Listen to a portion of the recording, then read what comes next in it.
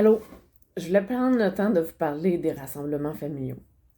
Comme là, les fêtes de Noël arrivent, on sait très bien que c'est anxiogène pour les gens avec la maladie mentale. La première année que j'ai été en invalidité, j'ai refusé d'aller à mes parties dans ma famille, dans la famille de mon conjoint. J'ai décidé que j'étais pas capable, que je ne voulais pas y aller. Donc, j'y ai pas été. Mon chum y était avec ma fille, puis c'est bien correct. Moi, je trouvais ça parfait comme ça. Je pense que l'année d'après aussi, là, j'ai comme restreint mes visites, là. Ça a duré une couple d'années, où ce que je me sentais pas vraiment à l'aise d'aller ni dans la famille de mon conjoint, ni dans ma famille. Le jugement que les gens peuvent porter sur la maladie mentale, c'est vraiment désagréable. J'étais comme dans... Pour moi, là, c'était comme, hey, non, j'ai pas le goût de dire pourquoi je suis en arrêt de travail. Les premières années, là, même mon père, ma mère ne le savaient pas que j'étais en arrêt de travail. Ça m'a pris un certain temps pour leur dire. Puis une fois que je leur ai dit, ben, c'est ça. C'est, c'est toutes les remarques qu'on a. Mais tu devrais faire ci, tu devrais faire ça. C'est toutes les choses on se fait entendre par un, par l'autre. C'est, c'est les commentaires. Puis là, t'as l'impression, là, tu sais, moi, dans mon cas, mon TPL, là, il rentre en ligne de compte, là, puis on fait de la distorsion, là. Puis là, on se dit, ah, il parle en mal de moi, il parle, tu sais, ils sont dans mon dos, puis ils parlent de moi. Tu sais, c'est ça, là. Tout devient négatif, là. Puis les gens qui font des psychoses, ça peut aller jusqu'à à penser que la nourriture est empoisonnée, ça peut aller jusqu'à des choses de même, là. C'est, c'est, c'est, c'est, c'est énorme, là. Tu sais, c'est plate, vraiment dommage et vraiment plate de se sentir comme ça. Puis, je sais pas si on peut dire imposer ça à nos proches, mais en même temps, c'est ça, on impose le fait qu'on soit TPL, tout ça, mais il faut comprendre que c'est notre vie maintenant. Quand on a une maladie mentale avec un diagnostic, c'est sûr que notre psychiatre va essayer de trouver de la médication qui va nous aider à fonctionner dans la journée. Ça fonctionne pas tout le temps. Puis il y a une chose qui est importante, c'est que c'est le sommeil qui vous aide à récupérer. Donc le sommeil, c'est le plus important. Ça, je en reparlerai dans un autre post. Fait que c'est sûr que au début, ben, vous commencez une nouvelle médication, des fois ça fonctionne, des fois ça fonctionne pas. Puis là, vous avez des commentaires de vos proches, ben, tu devrais faire ça, tu devrais faire ci, essaye ça, ah, moi ça a marché. C'est pas dit que ça a marché pour une personne, que ça va marcher pour tout le monde dans la famille. Fait que là, c'est là qu'on doit mettre nos œillères, là. Puis on se concentre sur le positif qui du rassemblement de la famille, qui est de dire, ben, je vois mes proches, puis je vois qui j'aime, et etc. Vous avez le droit de faire des choix, hein. Vous avez le droit de faire des choix dans la vie.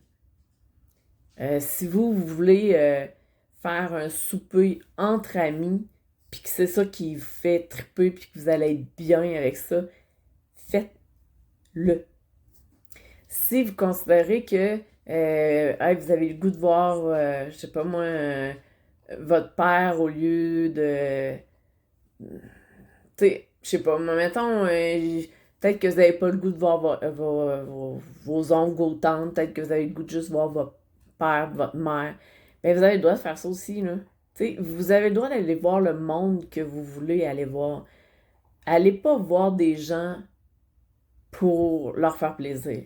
Parce que ça va être pénible, ça va être long, puis vous allez vous sentir mal de...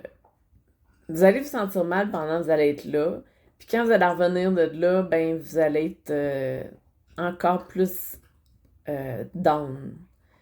Fait que choisissez, puis là c'est de choisir nos combats carrément, là, mais choisissez pour le temps des fêtes, là, choisissez les êtres avec qui vous voulez être. Choisissez les personnes qui vous font du bien. Vous n'êtes pas obligé, comme j'ai dit, là. Puis si vous n'avez pas le goût de voir votre frère, votre soeur, votre demi-sœur ou whatever, vous avez le droit. Vous avez le droit de dire, gars, cette année, là, moi, non, ça marche pas. C'est correct. C'est correct de dire non. C'est correct de faire des choix. Puis, dans certaines familles, je sais que dans certaines familles, c'est vous qui allez être rejeté. C'est vous qui allez être tassé. Parce que les gens qui vous aiment ne comprennent pas ce que vous vivez ou vous avez franchi des étapes où ce que c'était comme trop pour eux autres. Ça aussi, vous devez le comprendre. Je connais, moi, un ami que son frère n'ira jamais, jamais, jamais, jamais chez ses parents, ni chez elle, voir ses petits-enfants, etc. Parce que il a franchi une limite qui était de trop, puis il a franchi cette limite-là, et depuis ce temps-là, la confiance est plus là, ils ont peur. Quand il vient, ben, c'est ça, c'est de la peur. Mais je vous dirais que c'est pas réellement de la peur, mais c'est plus de l'inconnu. Puis tu sais, ils peuvent pas savoir tout ce que vous avez fait comme cheminement depuis ce temps-là. Mais c'est sûr que les gens qui se font rejeter, euh, souvent c'est en début de maladie, quand c'est le pire. Fait que je vous dirais que c'est là que vous devez peut-être prendre du recul vous-même. Puis si vous êtes rejeté pour X raisons, là, prenez-le de façon positive en disant, ah, ben, cette année, ça va me faire un break, puis je vais réfléchir, je vais essayer de, tu sais, améliorer ma vie, puis tout ça. Puis, tu sais, passer les fêtes toute seule, là, j'en connais beaucoup qui le font. C'est... J'en connais beaucoup qui le font, puis je vous dirais que c'est même très bien pour certaines personnes. Je sais qu'il y a des organismes qui font des soupers pour ceux qui sont seuls. C'est correct. Vous pouvez y aller. Vous allez connaître de nouvelles personnes, etc. C'est tout dépendant de votre maladie mentale, là. Puis tout dépendant où vous en êtes rendu dans votre cheminement. Ça peut vous faire du bien de vous retirer de la famille pour un certain temps, puis de revenir par la suite. Ça aussi, ça peut être très intéressant. Fait que, lâchez pas. La famille, c'est important. Oui, c'est important. Les amis aussi, c'est une famille qu'on a. Euh, on peut faire notre propre famille. Moi, ma propre famille, c'est, oui, mes parents, mon frère, mais j'ai ma famille d'amis. J'ai ma famille d'amis de complices. Euh, c'est des gens sur qui je peux compter si j'ai un problème. Et ils connaissent tous mes maladies. Euh, ils savent pas nécessairement tout, mais de toute façon, je pense qu'il n'y a pas personne qui sait tout de moi d'une manière ou d'une autre, c'est normal. Mais je sais que je peux compter sur ces personnes-là. Puis c'est des personnes merveilleuses. Fait que pour pas les nommer, il y a Geneviève que vous avez connue. Je vous dirais que ça a été un très grand support là, pour bien des choses. J'ai Nathalie qui est vraiment, vraiment superbe. J'ai j'ai aussi un autre Geneviève qui est là dans l'ombre, mais qui est là beaucoup pour moi. Puis là, je veux pas l'oublier, là, mais je suis sûre, il y a Cathy. Tu sais, j'en ai plein, là, de personnes que je saurais dire, hey, j'ai besoin de toi, tu peux venir me donner un coup de main.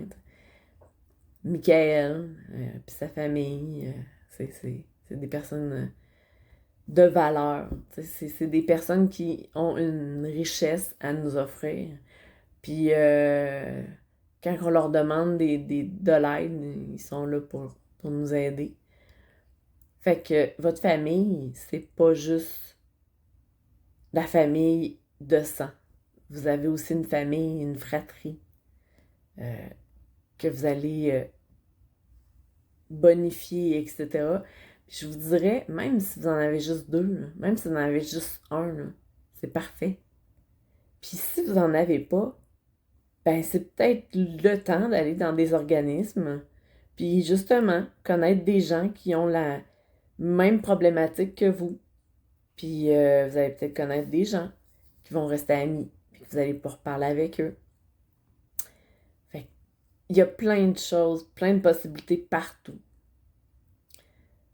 Moi, je vous dis juste, faites attention à vous autres. Il y a beaucoup, le taux de suicide augmente beaucoup pendant la période des fêtes. Puis je trouve ça dommage. Parce que ce n'est pas une solution. C'est un échappatoire. Moi, je crois que chaque personne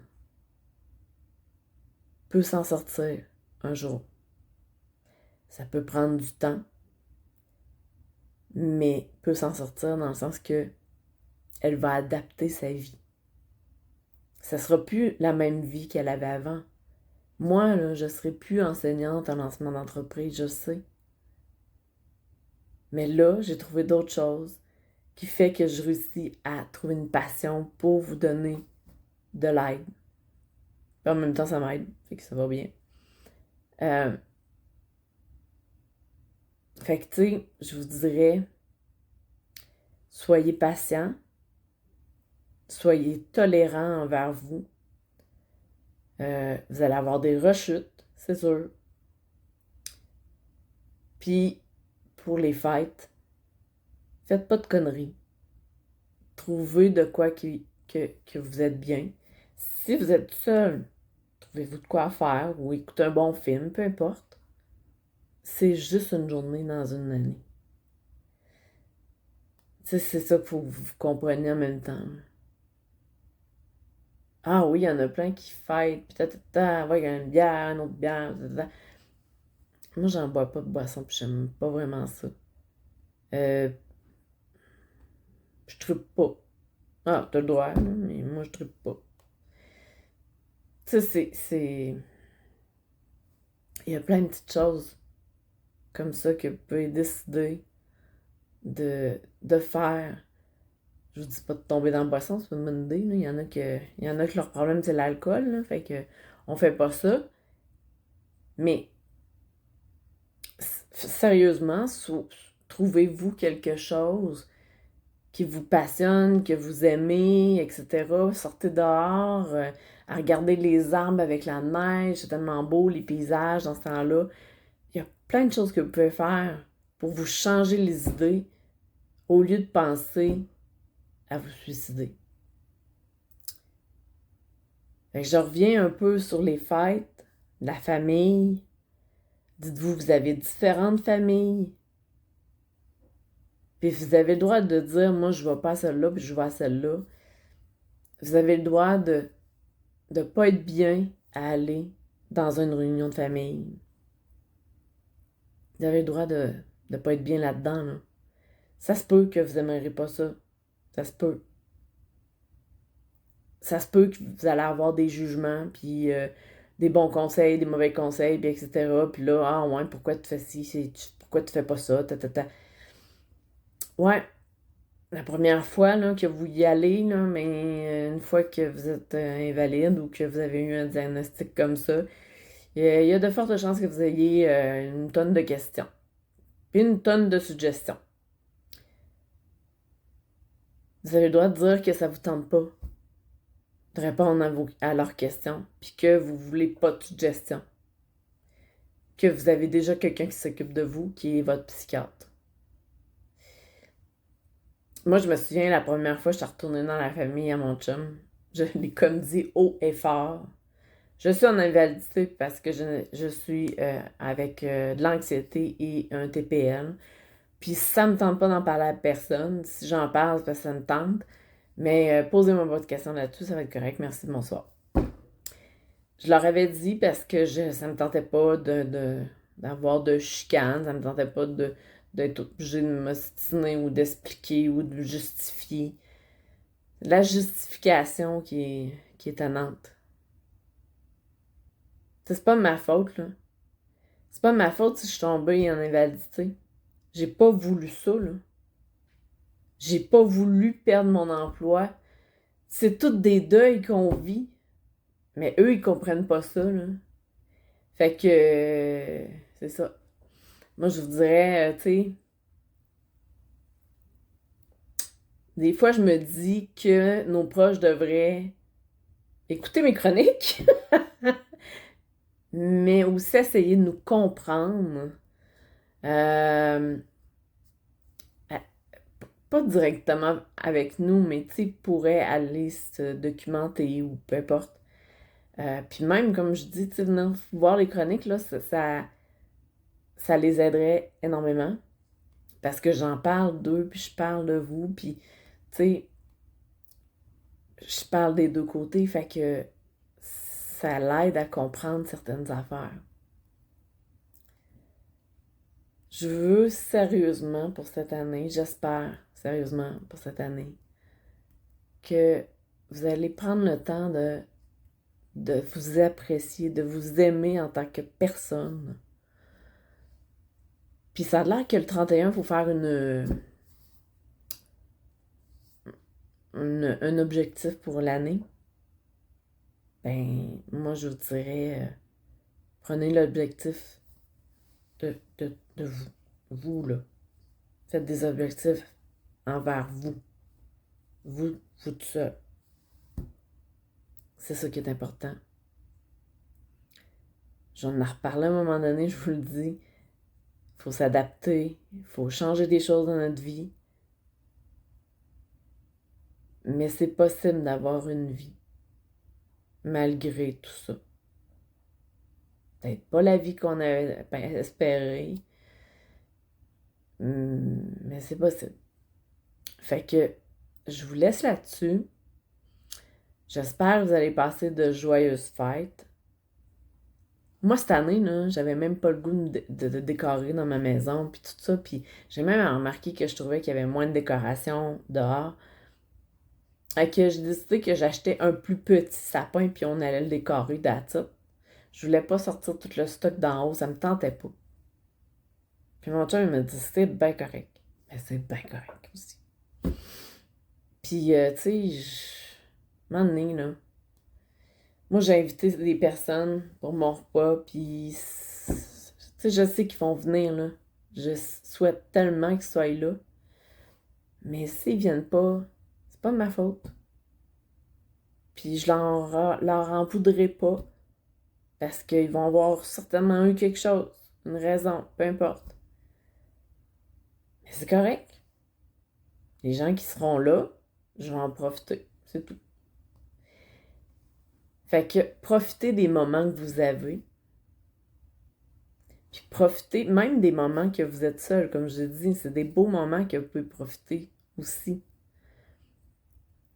Puis essayez de vous amuser. Peu importe de quelle façon. Allez faire un ange dans la neige. Tu sais, un ange. Ouh! Retombez en enfance. Faites ce que vous voulez, mais faites de quoi pour vous amuser. Sérieux, un ange dans la neige, là, c'est le fun, là, c'est cool. Tu fais ça avec les enfants ou tu fais ça avec... tu fais ça avec tes parents, hein, tu fais ça avec n'importe qui.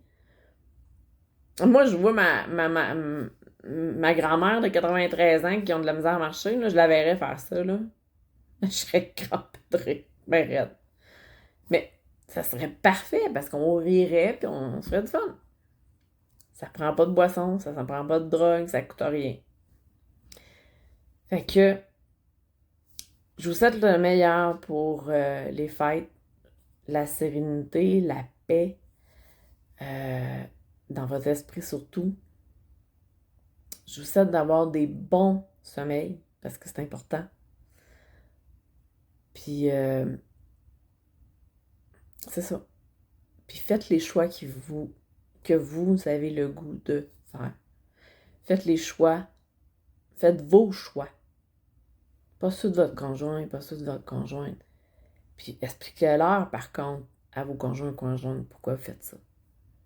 Mais faites vos choix dans lesquels vous allez être bien, puis que vous allez être à l'aise. Voilà. Fait que je vous laisse là-dessus. Je vous souhaite de joyeuses fêtes. Je vous souhaite le meilleur pour les fêtes, pour 2006, pour commencer 2006 aussi. 2026, pardon, excusez. Donc, je vous souhaite vraiment d'être bien. Puis que tout ce que vous allez faire va s'améliorer. Vous allez voir. Fait que, bye! Bonjour! Ne tournez pas votre écran. C'est effectivement voulu. J'ai la tête à l'envers. Je veux faire passer mon message. Je veux que ça fasse le tour de la planète peut-être, là. Mais je veux que mon message passe. Je veux qu'il soit promené, qu'il soit véhiculé. Fait que, sérieusement, là, aimez ma page. Aimez mes pages. Autant TikTok, Facebook que YouTube. Suivez-les, faites un following. Abonnez-vous, c'est super important, ça m'aide. Puis partagez-les. Partagez ce que vous avez comme vidéo. Je veux que ça l'aide quelqu'un dans la vie. Fait que, sérieux, j'ai besoin de vous autres. Merci, à la prochaine!